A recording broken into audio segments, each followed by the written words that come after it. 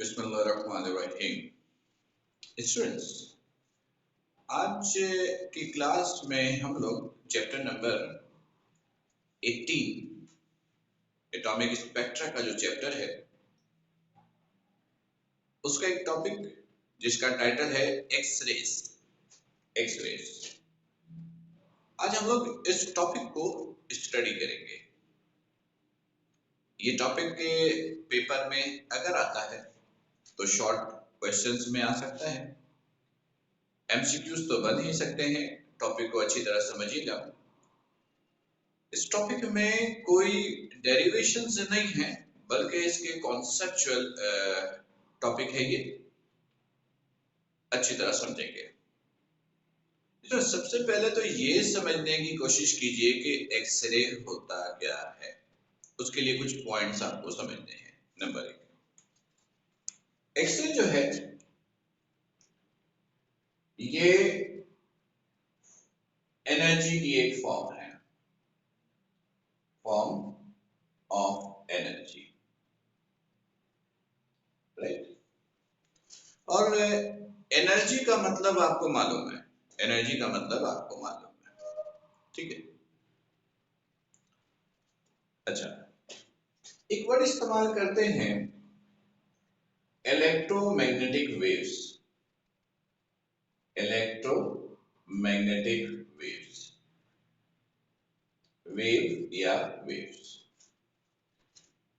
Electromagnetic waves उन waves को आप कहते हैं जिनको ट्रेवल करने के लिए, प्रोपेगेट करने के लिए मीडियम का होना जरूरी नहीं होता है। मीडियम है तब भी प्रोपेगेट करेगा, मीडियम नहीं है तब भी प्रोपेगेट करेगा। तो ऐसी वेव्स जिनको प्रोपेगेट करने के लिए मीडियम का होना जरूरी नहीं है, उन वेव्स को हम कहते हैं इलेक्ट्रोमैग्नेटिक वेव्स, राइट। चल ठीक है। तीसरा वर्ड का मतलब समझिएगा, इनविजिबल। इनविजिबल, इसका मतलब समझिएगा। Invisible light, visible light. Students, वो लाइट्स जिनकी वेवलेंथ 10⁻⁻7 मीटर या हायर हो, और हायर। हायर का मतलब होता है 10⁻⁻6, -5, -4। वो सारी लाइट्स विजिबल होती हैं, विजिबल होती हैं। और वो लाइट्स जिनकी वेवलेंथ -8 या उससे लो हो जाए, कम हो जाए, तो ऐसी लाइट्स को हम लोग कहते हैं इनविजिबल। इनविजिबल। लेकिन फिजिकली हम कैसे डिफरेंशिएट करेंगे कि लाइट विजिबल है, इनविजिबल है? तो उसका भी एक तरीका, उसका भी एक लॉजिक है। सुनिए, वो लाइट जो स्पेस को ब्राइट कर दे, रोशन कर दे, जैसे कमरे में आप लाइट जलाते हैं, कमरा रोशन हो जाता है। सनलाइट स्पेस को ब्राइट कर देता है, रोशन कर देता है। तो ऐसी लाइट्स विजिबल होती हैं, ऐसी लाइट्स विजिबल होती हैं, यानी इनकी वेवलेंथ 10⁻⁻7 मीटर या इससे ज्यादा होती है। और वो लाइट्स जिनकी वेवलेंथ 10⁻⁻8 या उससे नीचे हो जाती हैं, अगर उसे आप डार्क स्पेस में डाल दें तो स्पेस ब्राइट नहीं होता। वो लाइट जो स्पेस को ब्राइट न कर सके, हम कहते हैं कि ये इनविजिबल लाइट है, राइट। ओके। फिर एक वर्ड है वेवलेंथ। वेवलेंथ, वेवलेंथ का वर्ड बड़ा कॉमन सा है, अब गौर से सुनिएगा। जिस तरह हमारी और आपकी पहचान हमारे नामों से होती है, इस तरह लाइट की पहचान उनकी वेवलेंथ से होती है। जिस तरह हमारी और आपकी पहचान नामों से है, इसी तरह लाइट की पहचान उनकी वेवलेंथ से होती है, उनकी वेवलेंथ से होती है। वो लाइट जिसकी वेवलेंथ बड़ी शॉर्ट हो, नैनोमीटर में हो, वेरी शॉर्ट, इन नैनोमीटर, इन नैनोमीटर, नैनोमीटर में हो। नैनो का मतलब होता है 10⁻⁻⁹ मीटर। वो लाइट्स जिनकी वेवलेंथ इस रेंज में हो 0.001 नैनोमीटर से 1 नैनोमीटर, वो लाइट्स जिनकी वेवलेंथ इस रेंज में हो, बड़ी शॉर्ट हो, उन लाइट्स को हम लोग एक्सरेस कहते हैं। एक्सरेस इलेक्ट्रोमैग्नेटिक वेव्स है, एनर्जी की फॉर्म में होता है, क्वांटा की शक्ल में होता है, फोटोन की शक्ल में होता है, इनविजिबल होता है। एक्सरेस उन एनर्जी, उन फोटॉन्स को कहते हैं जिसकी वेवलेंथ बड़ी शॉर्ट होती है, जिसकी वेवलेंथ 0.001 नैनोमीटर से 1 नैनोमीटर की रेंज में होती है, राइट। एक्सरेस चूंकि फोटोन है, इसकी एनर्जी आप इस फॉर्मूले से निकाल सकते हैं, E इक्वल होता है h न्यू के या h/λ के। ये फोटोन की एनर्जी मालूम करने का फॉर्मूला है। h प्लैंक कांस्टेंट है, न्यू फ्रीक्वेंसी ऑफ फोटोन है, फ्रीक्वेंसी ऑफ एक्सरेज है। h प्लैंक कांस्टेंट है, c स्पीड ऑफ लाइट है जो कि कांस्टेंट है, और लैम्डा वेवलेंथ है, राइट। स्टूडेंट्स, एक्सरेज का ऑफिशियल नेम, एक्सरेज का ऑफिशियल नेम रोएंटगेन रेज है, रोएंटगेन रेज है। रोएंटगेन नाम के साइंटिस्ट ने इस एक्सरे को डिस्कवर किया था। एक्सरेज का ऑफिशियल नेम क्या है? रोएंटगेन रेज। ये एमसीक्यू में भी अक्सर पूछा जाता है। स्टूडेंट्स, एक्सरेज ऐसा फोटोन है, ऐसी एनर्जी है जिसकी पेनिट्रेशन पावर बेइंतहा हाई होती है। यानी अगर ये ह्यूमन बॉडी है और आप एक्सरेज को यूं यहां से इमिट करवाएं, यूं, तो ये मेरे बॉडी के आर पार हो जाएगी, इधर से निकल के दूसरी तरफ चली जाएगी। वजह उसकी, हमारे बॉडी के अंदर जो मॉलिक्यूल्स हैं सॉलिड लिक्विड गैस के, सवाए हड्डियों के, हमारे बॉडी के जो मॉलिक्यूल्स हैं उसके दरमियान गैप एक्सरे की वेवलेंथ से ज्यादा है। इसलिए एक्सरे हमारे बॉडी के मॉलिक्यूलों के दरमियान में से गुजर जाती है, पास हो जाती है। इधर से एक्सरे की बीम आप डालें, दूसरी तरफ से पीछे से निकल जाएगी। लेकिन हमारे बॉडी के अंदर जो बोन्स है, हड्डियां हैं, उनके एटम्स के दरमियान गैप उसकी वेवलेंथ से कम है, लिहाजा वो एक्सरे हमारे बोन में से पास नहीं हो पाती है, बोन्स के मॉलिक्यूलों के दरमियान गुजर नहीं पाती है। इसका हम एडवांटेज लेते हैं और एक्सरे को यूज करते हैं हम लोग बोन्स का, बॉडी के अंदर जो बोन्स है उसका इमेज ड्रॉ करने के लिए, जिसे आजकल की लैंग्वेज में हम लोग एक्सरे टेक्नोलॉजी कहते हैं।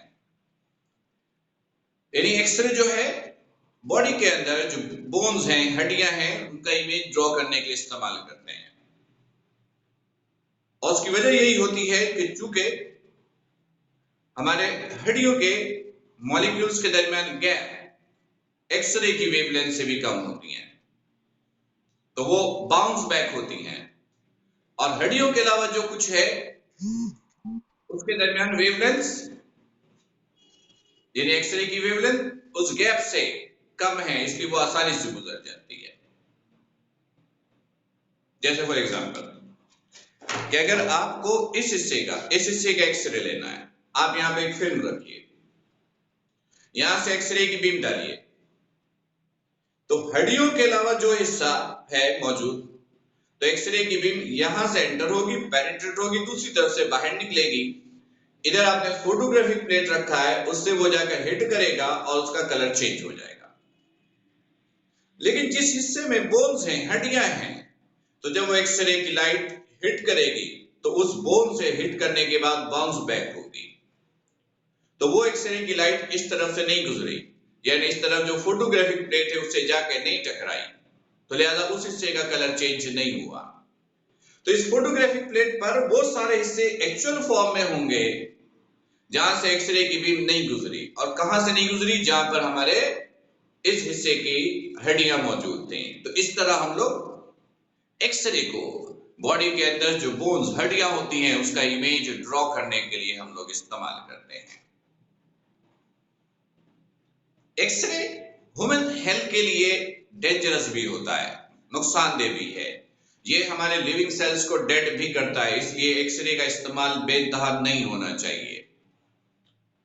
इसलिए जब भी आप बॉडी का एक्सरे करवाएं, बोन्स का इमेज ड्रॉ करवाएं, तो डॉक्टर रिकमेंडेशन जरूर लें कि जिस बॉडी के जिस हिस्से का आप एक्सरे ले रहे हो, लास्ट टाइम आपने एक्सरे कब करवाया है और कितने पीरियड के बाद एक्सरे दोबारा की जा सकती हैं, ताकि कोई प्रॉब्लम ना हो। एक्सरे एक्चुअल में हमारे बॉडी के लिविंग सेल्स को डेड करने की भी सलाहियत रखता है, तो लिहाजा विदाउट डॉक्टर्स रिकमेंडेशंस हमें इसका इस्तेमाल नहीं करना चाहिए।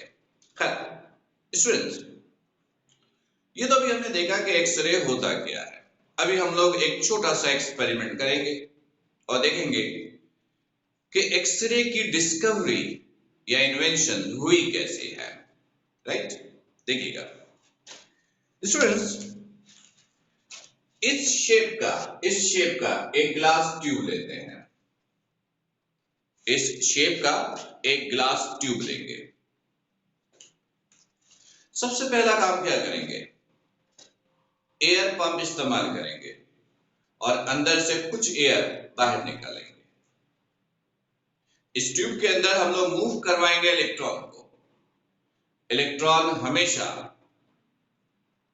लो एयर प्रेशर पे मूव करता है, तो हम अंदर एयर का प्रेशर लो करेंगे, एयर पंप के जरिए एयर बाहर निकालेंगे।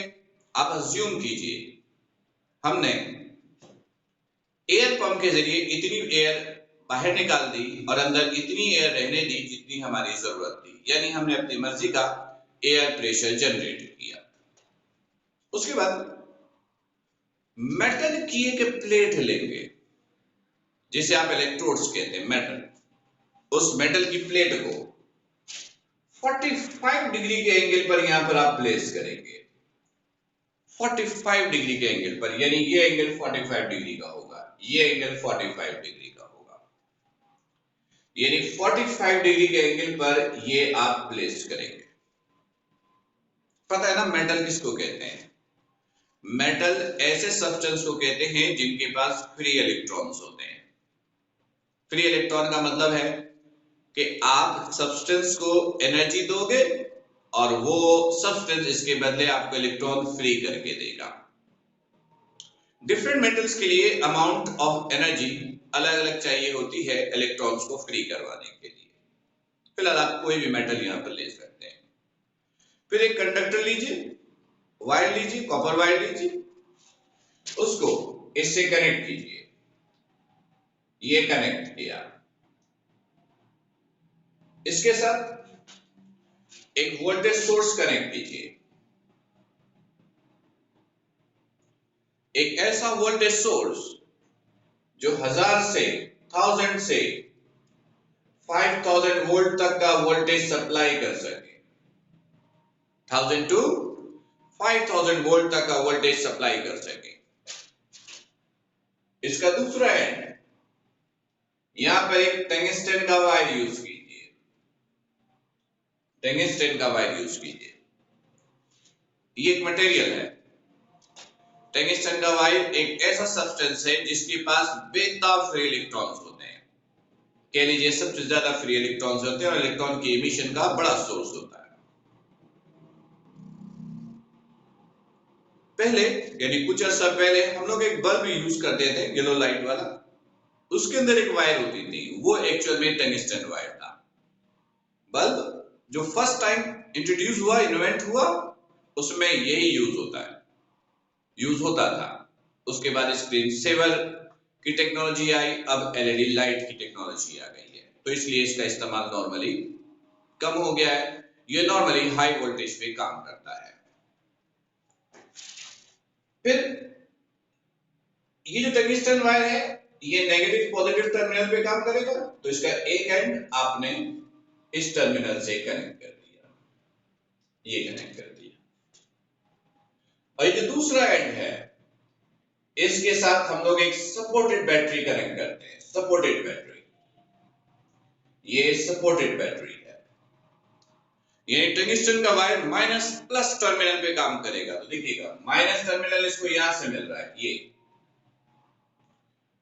ये माइनस, ये प्लस, और ये भी प्लस।